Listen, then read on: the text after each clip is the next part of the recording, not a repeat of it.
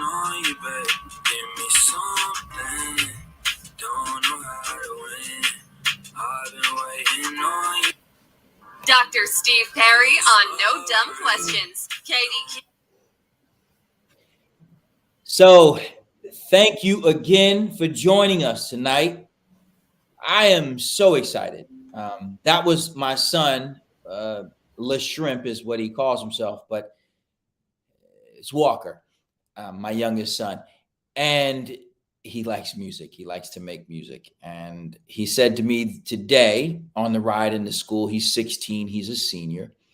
And he said he wants to be the biggest artist of all time.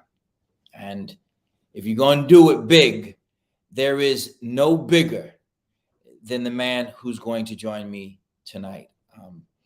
Folks, excuse me, there are times when I have had the opportunity to meet women and men who I've admired, just like you have through television or their accomplishments.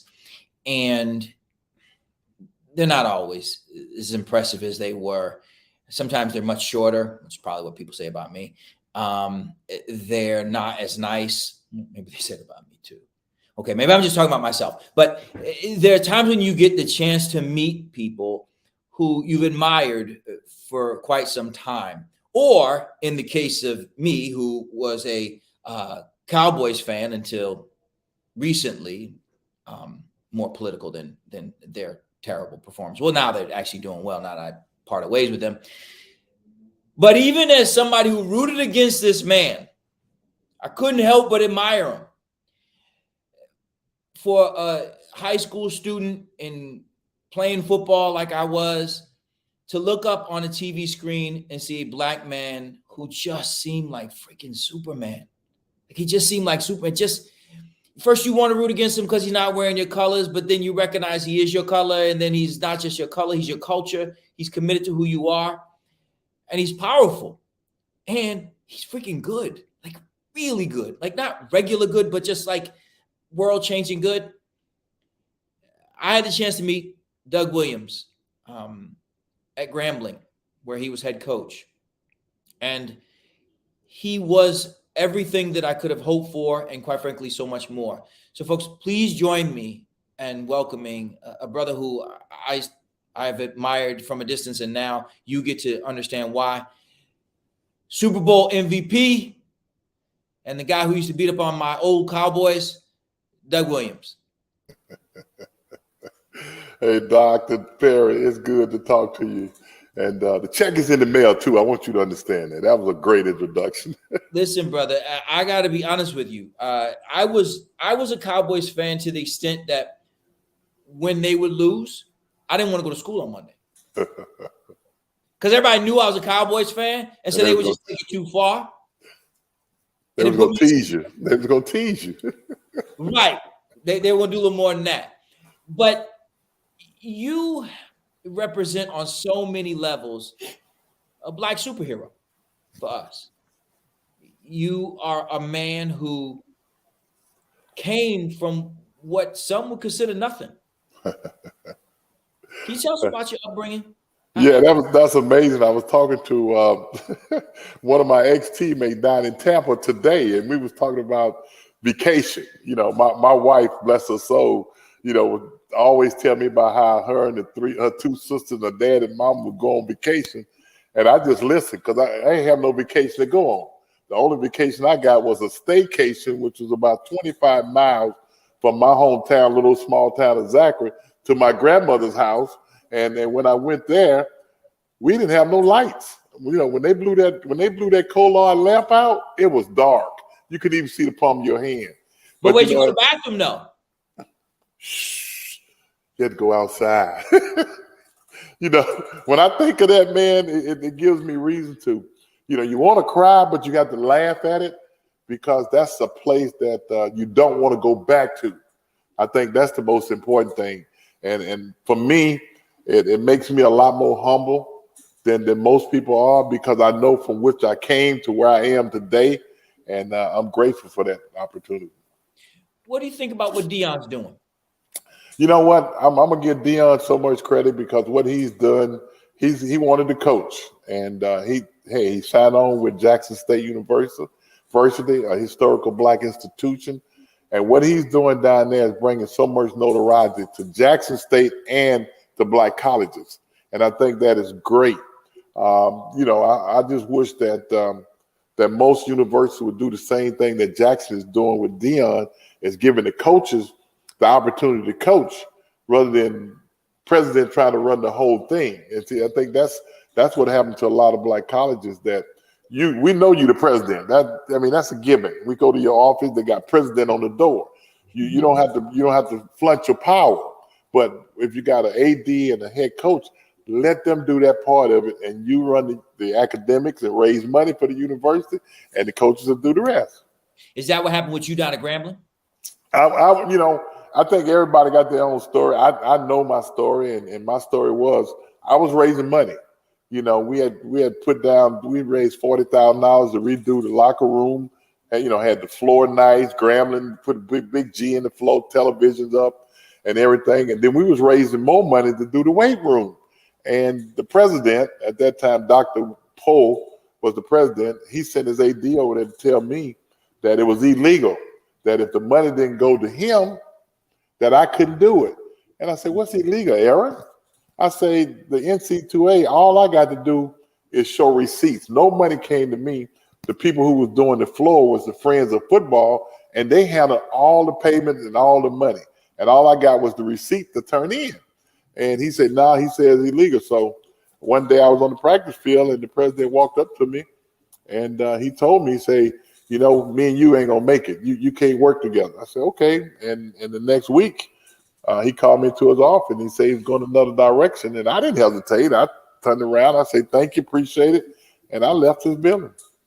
When I came to visit you and you gave me this, people can't really see, I'm sorry, the glare. There we go. Yeah. You deserve that. For what you do, you deserve more than that.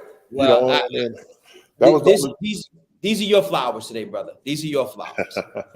Look, you don't understand. What I did as a player is one thing, but what you do every day is way bigger than me, doctor. Believe me. I appreciate you saying that. But I do want to point out, though, one of the challenges that many people have when working with HBCUs is the fear of the lack of vision. I mean, if we're going to have a grown person conversation, I think many people have wondered aloud what took many of the HBCUs so long as it is the case down in Jackson. What would be your answer to that? Why is it taking so long? Well, I think, like I say, when integration, let's go all the way back to integration. When integration came in and it gave our Black athletes an opportunity to go anywhere they wanted to go, the recruiting part of it kind of ceased a little bit. You don't recruit the top athletes as much as you used to. But I think the most important thing, we as a race, we got to look at our HBCUs and say, hey, we got to support them. And whether or not your kid is going there or not, you still need to support it. And I think that's what is missing. And then over the years, the president that's came in, and I say this, and I know I might get in trouble saying it, what have you, but the president always want to be the first one on the field when your team wins, to heist up that trophy. You look at all the other schools, whatever bowl games they play, whatever, you don't see the presidents on the field. They up in the press box. They enjoying it. And I think when the president realized that he put no hours in the practice facility, he coached no game. It's the people, like Coach Rob used to always tell us, the credit goes to the man in the arena. And that's the players that play the game and the coaches that coaching them. And I think once you get these Black colleges to say, hey, you my coach, you my AD, that's the business side of it, you run it and leave it alone. And if they're not doing the job, then you make a move. But don't try to run it as it goes.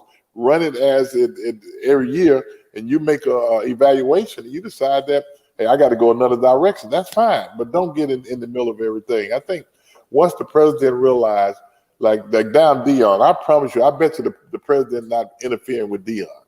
Yeah, it's just him and the AD, and he's done a fantastic job at homecoming. He had 53,000 people at home. 50, that's amazing. That's like a regular classic game. That's at homecoming for him. which I applaud him. I take my hat off to him, and I appreciate everything Deion is doing. You came out of Grambling. Yes. And you made it to the NFL. In order for you to make it to the NFL during the time in which you did, from HBCU, you balled out, brother. Like, it wasn't regular what you did. Well, you know what? When I was talking to my quarterback, Bruce Eugene, who's in New York. He played for me, and we was talking the other day. He came to the game down here in Washington, and I told him, I said, when you played, we threw the ball 61 times a game. That's a lot of passes. Yes. And when Coach Rob was coaching, I was lucky if I threw it 25 times a game because we ran the wing T. But let me say that after 3.5 years of being at Grambling, people don't understand and don't know this. We ran a wing T, which is a running offense. I didn't know that. That's what I ran in high school. Yeah, we ran the wing T. But at the end of my career, I had threw for more passes and more touchdowns than anybody in the history of the NC2A. Today, those numbers are little numbers compared to what they're doing it today because they're throwing it all over the field. But they got the run and shoot, though. It's different now. It's different now. Yeah. Now it's a whole. Now they get kids back there. They're throwing first, throw second, it down. They fourth throw down. it down. They don't get up on the center. I had two backs in the backfield, a wing back, and still was able to throw for 8,400 yards in the 3.5 year time and 93 TDs. So, when you look back at it, that stat does mean something. It means something to me, but I think a lot of guys, even Bruce Eugene, who played for me, he threw for 13,000 and some yards, almost unheard of, which is, he broke my record. He always say that, and I tell him all the time, that's what they fought, to be broken. What is that? And let's be clear. It's similar to the NBA before the 3-point line. Right. You can't really look at the score. You can't look at how much someone scored if they could get 3 points versus 2 points in the game. I say that all the time. I remember Pete Maravich. I remember when he was playing at LSU, and his senior year, he averaged 44 points a game, and they did not have the 3-point line. Could you imagine if they had the 3-point line? 65 points a game, easy. Cannot. So you come into the NFL, you're drafted. Did they want to make you a defensive end, a tight end, a running back? Look, let me say this. I was drafted by Tampa. Going up to the draft, Tampa had the #1 draft pick in the whole draft.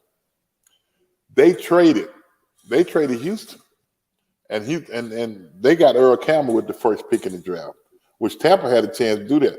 But Tampa, at that time, 1978, they knew the chances of me going in the first round was slim and none. Their whole idea was we're going to pick Doug Williams, but we can get him at 17 pick. So they traded with Houston, got a few more draft picks, and still picked me at 17. It kind of tells you where we are today compared to yesterday.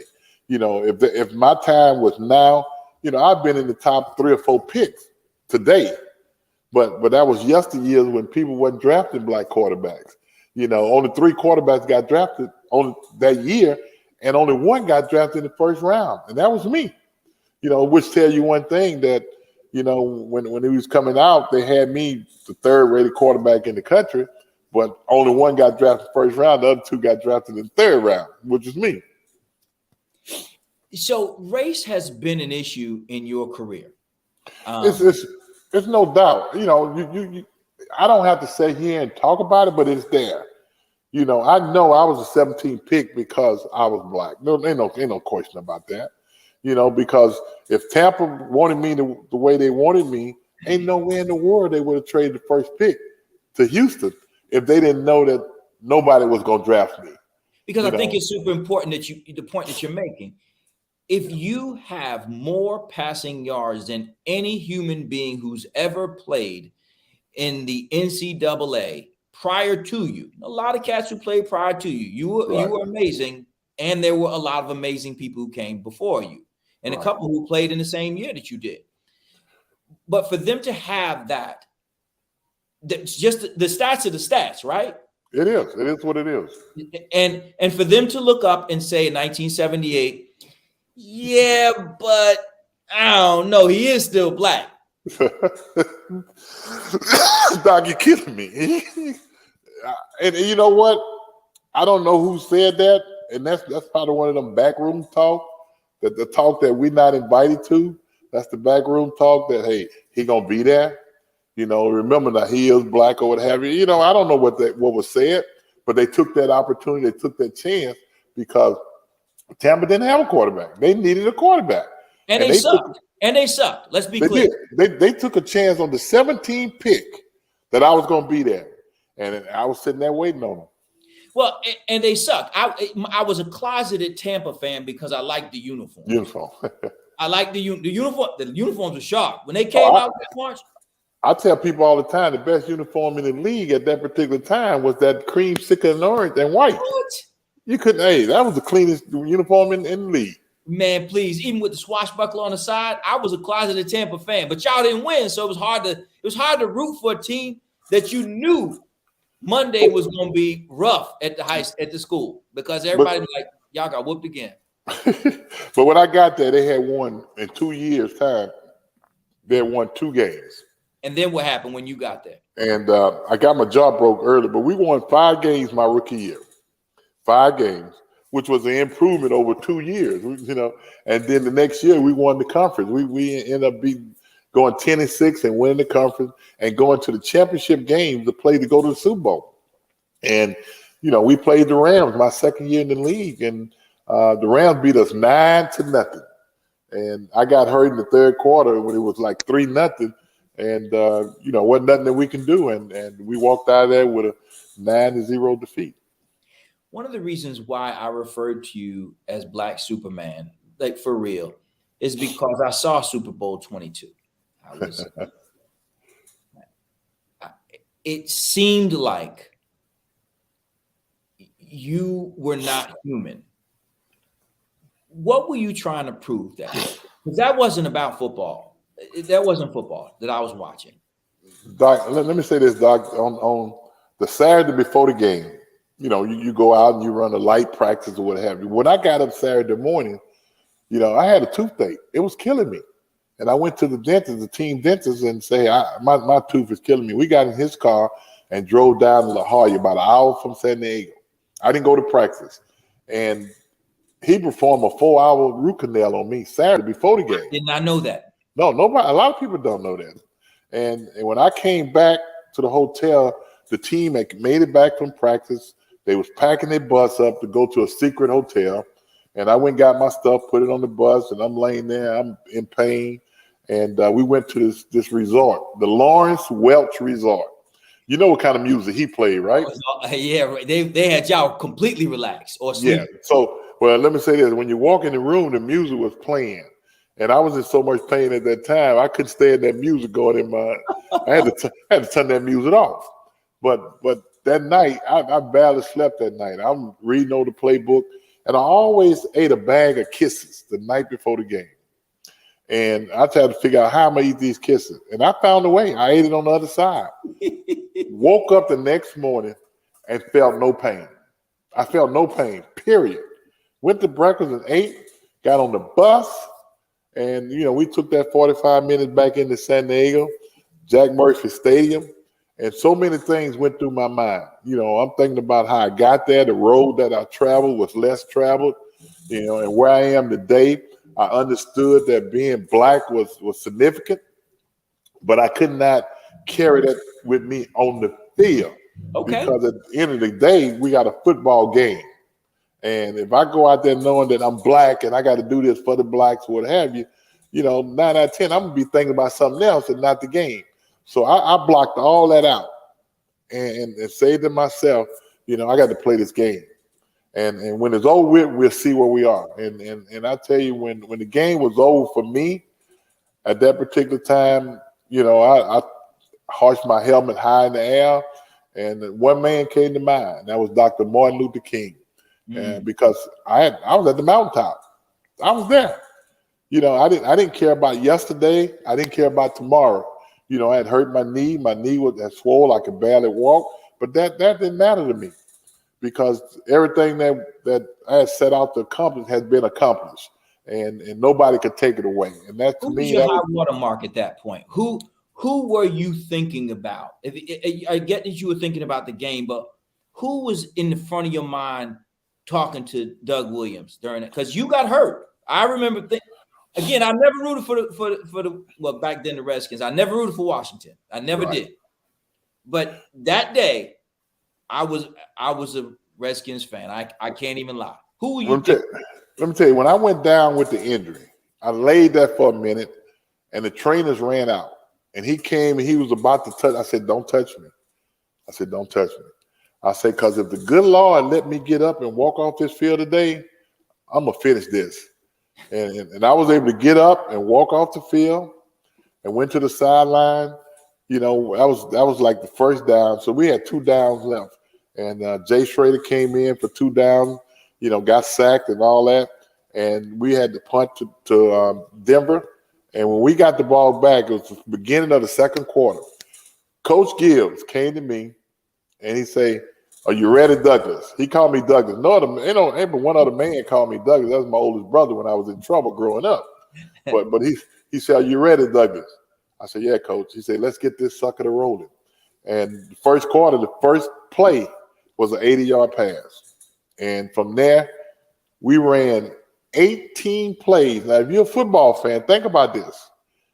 18 plays, and we scored 35 points in 18 plays.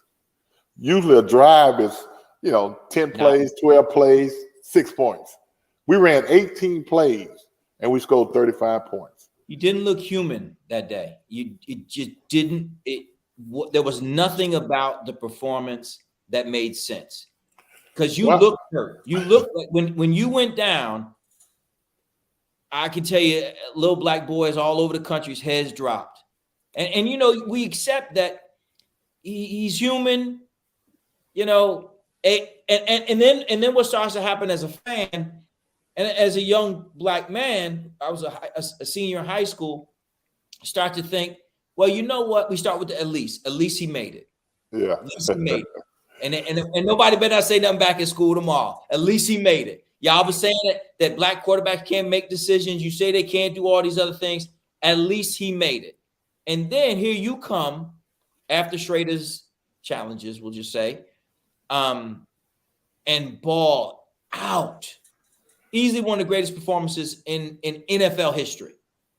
Did you feel like you had the wind at your back? Did you know what you were doing?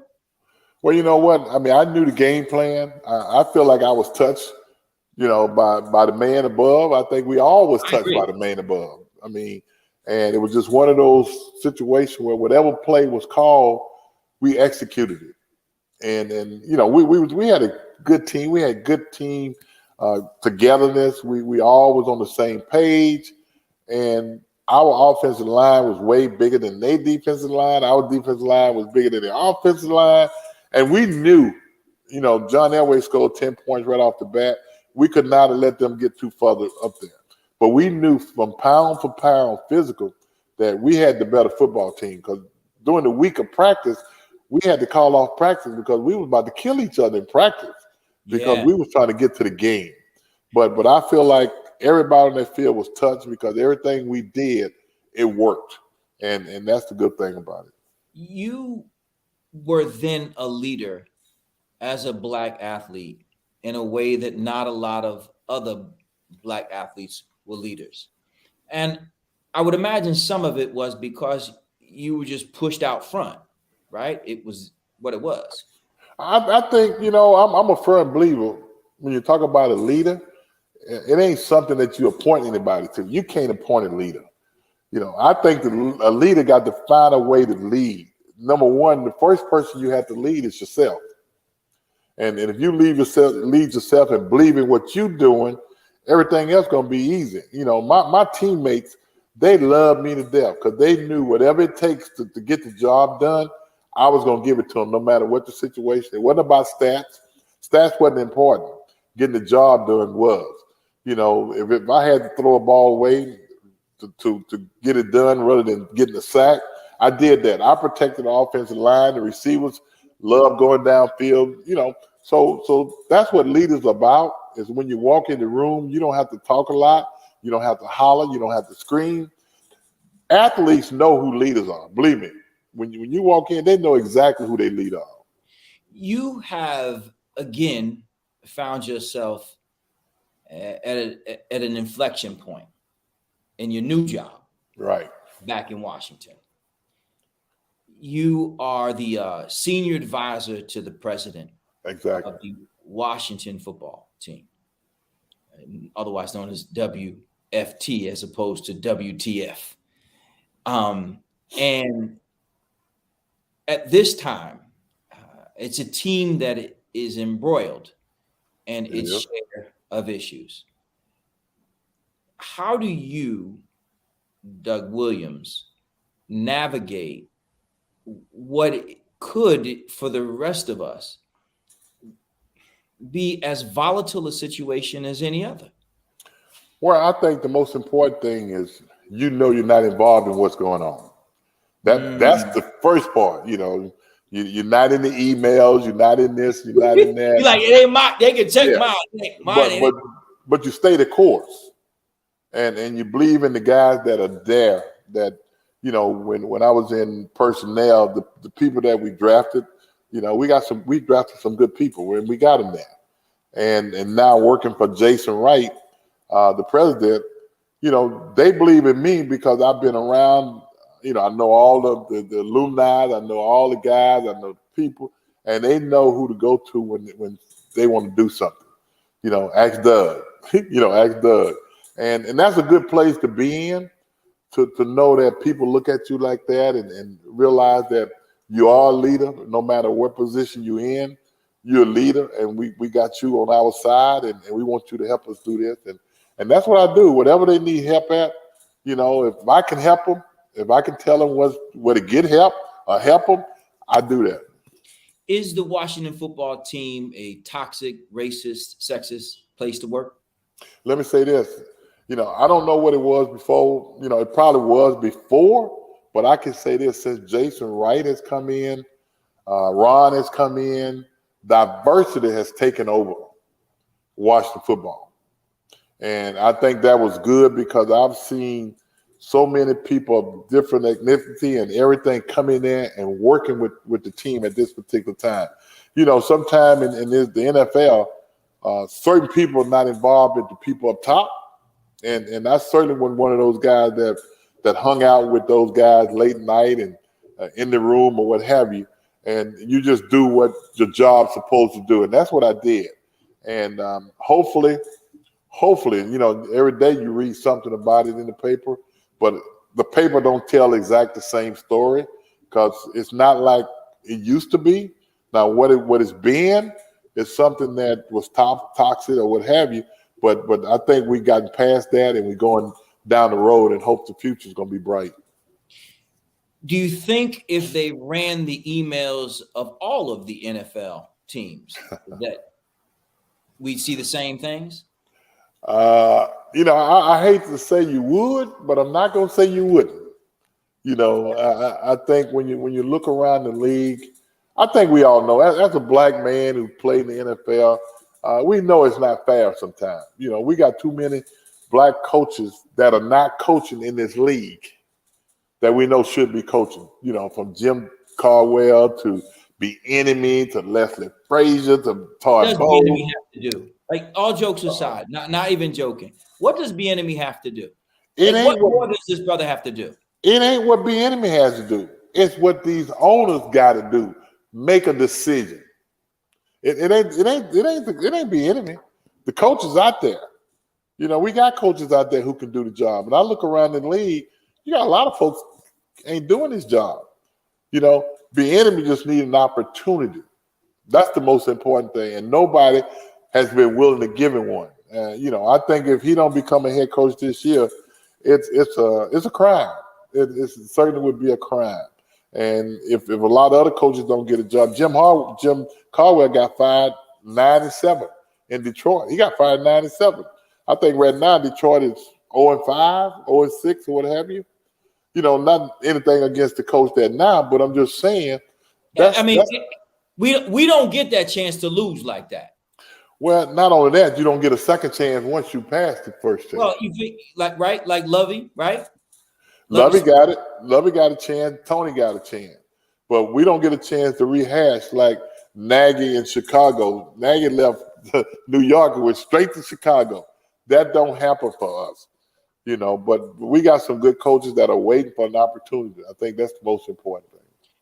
Why is Colin Kaepernick not playing in NFL? Well, I think you see what has happened over the past couple of months, few months since George Floyd and everything. That's what he was kneeling for. That's what he was trying to tell us. And he told us, but they wasn't listening, from the standpoint of police brutality, which is major in this country. Not only then, it is today too. And the fact that the Supreme Court actually is giving them immunity. You just gave them a ticket to do what the heck they want to do when they stop somebody out there, which I think is bad. People threaten not to work if they got police immunity. Okay, don't work. Let somebody else get the job. But Colin Kaepernick, no doubt probably should have had an opportunity way back 2 or 3 years ago. And it didn't happen. Tim Tebow keeps getting an opportunity. What is the reason that, I haven't even heard a conversation in which, and let's be clear, I never thought that Kaepernick was the most amazing quarterback. No, you're right. I'm not going to sit here and jump on that. Because if you're a football fan, he was good. Like, he had a good couple of years. Yeah. But when he was kneeling, he was sitting the bench. Right. He wasn't the starter. Just the facts, right? But he's better than a lot of people that was doing that time. And there we go. And that's what I'm saying. So, ain't no question. You talk about Tim Tebow. I think Tim Tebow was one of the greatest college quarterback of all time. Yes. College. For what they did, the offense that they ran. But the pro offense, he didn't fit it, but he got opportunity because they gave him the opportunity. He's one of them good old boys who, wasn't married, didn't partake in sex, and all that was part of it. And, he knew how to handle himself, and he made good friends, just like they brought him back this year. Urban Miles was the only guy that would have gave him a chance this year. Well, and he took a knee. He took a knee first. Tim Tebow took a knee first, and that didn't work against him. No, it didn't. It's not going to work against him. And Kaepernick did, and it did work against him. Is it someone? How do we crack this conversation? Because one of the things that I've always appreciated about sports is for 2 hours, if it's football, for 2 hours, nobody's got to be black, nobody's got to be white. We can be green, we can be orange, we could be black and yellow, we can be whatever the colors are that you're wearing, we could be it for 2 hours. Because in between those lines, it's a meritocracy. Whatever happens, happens. The ball ain't gonna spin better for a black person than it does for a white person. The grass ain't gonna be no shorter for them or us. What is it going to take to get the NFL to be what it says it is, which is a meritocracy that is focused on winning? You're right, but what you got is 32 owners, and you got Troy Benson and the commissioner who has been fighting tooth and nails for diversity to get more black coaches, more black general managers. But at the end of the day, they cannot tell an individual who to hire. You can suggest and you can do whatever. You can send them a list. You can do all that. But at the end of the day, one of the things that they get by with, he didn't interview well. Well, you know what? Who was in the room with him? Is there any black folks in the room when you interview him? Right. No, not. You sitting there, it might be 4 or 5 white guys and this black guy, and you come out and say he didn't interview well. We don't know that. That's what they say. And they use all that type of excuses against us, and it's hard to overcome. When you look at your career, just your career as an athlete, or I should say your career, what is your greatest accomplishment? Oh man, that's a tough one. I love the fact of playing. That's fine, but being able to stay here long enough, and I'm gonna be honest with you, stay here long enough to see my son become assistant coach in the NFL. How about that? My son is assistant coach in New Orleans, and 2 weeks ago we played New Orleans, and he was on the sideline. I got a chance to stand on the sideline. To me, that's one of the greatest accomplishments that I have ever had, was to make sure that he got a chance to be a coach, because most coaches' sons do that all the time. And by me not being a coach or being in another position, but just to see him do that, for me, it warmed my heart for that. When you look down there and you see your son coaching an NFL team, and you see yourself passed over as the all-time, at the time, leading passer, what does the distance between your experience as an 18, 19-year-old coming out of college, a 20-something-year-old coming out of college to the NFL, and his experience as a young man, what does that distance feel like for you?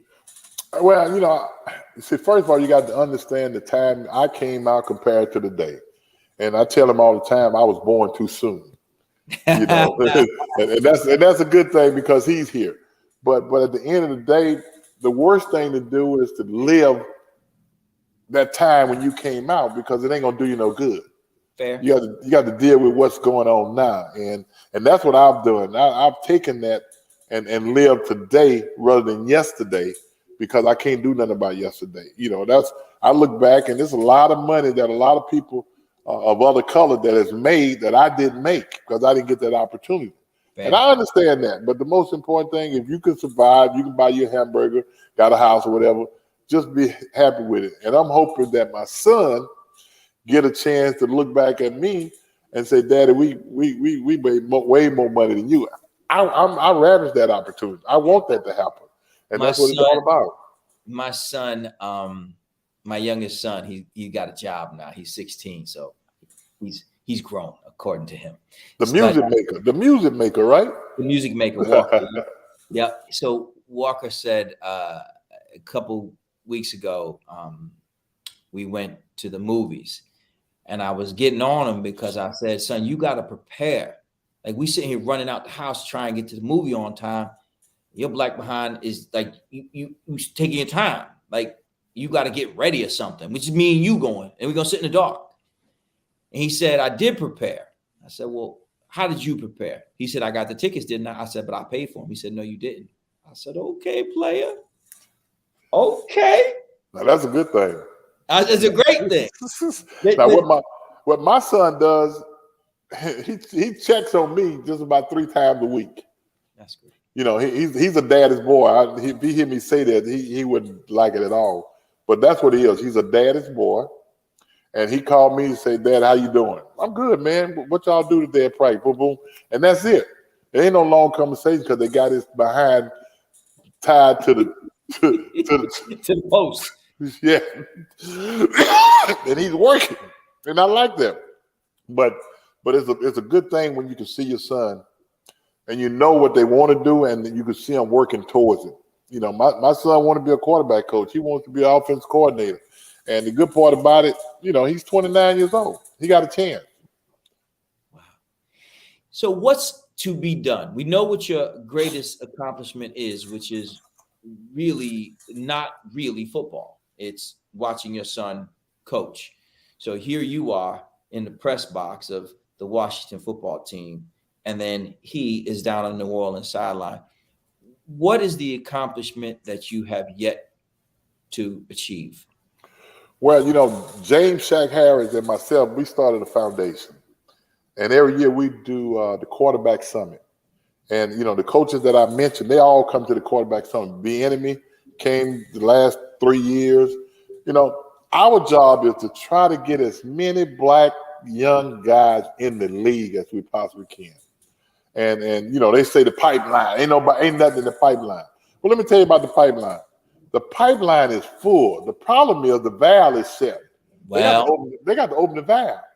If they open the valve, it'll overflow with coaches. That's the most important thing.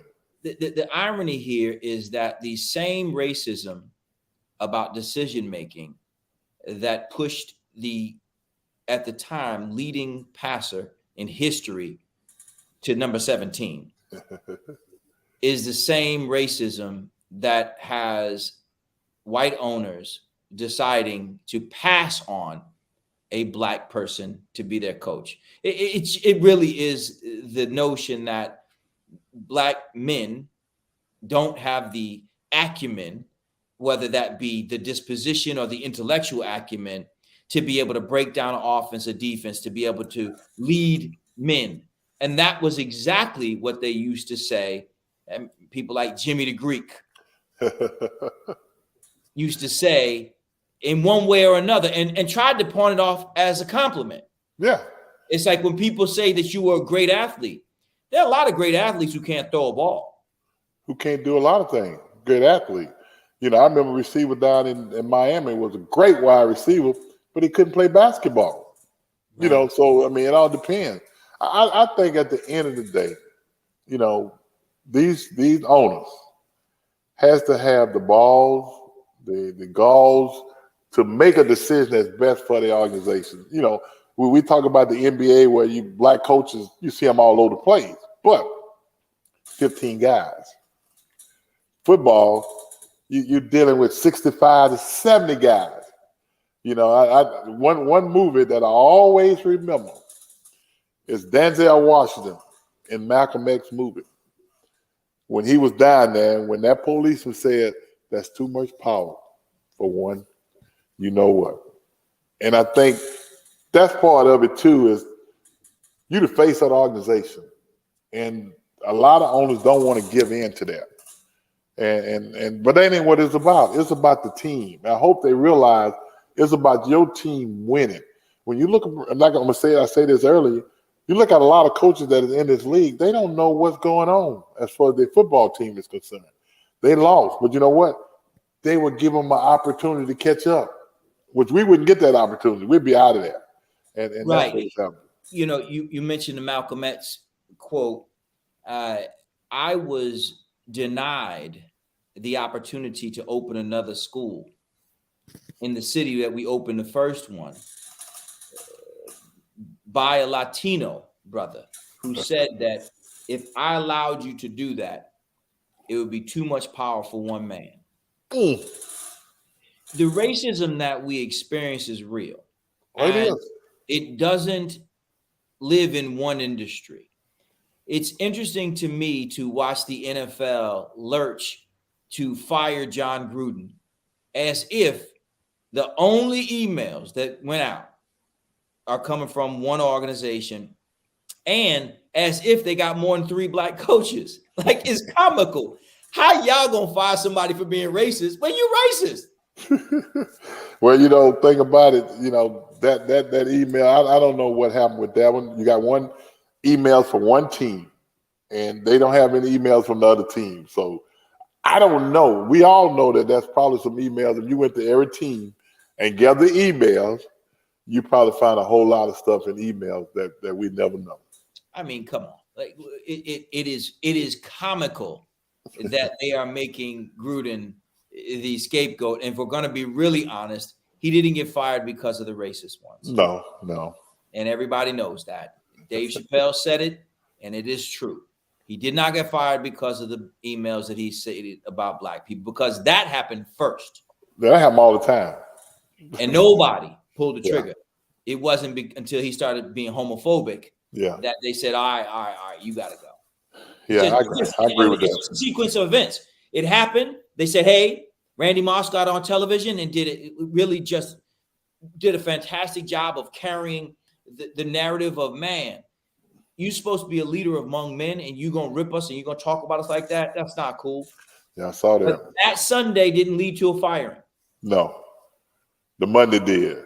The Monday did. Yeah. Monday did. Well, brother, I cannot tell you enough how honored I am to speak to you again. And I keep this is outside my office. I pass by this every day.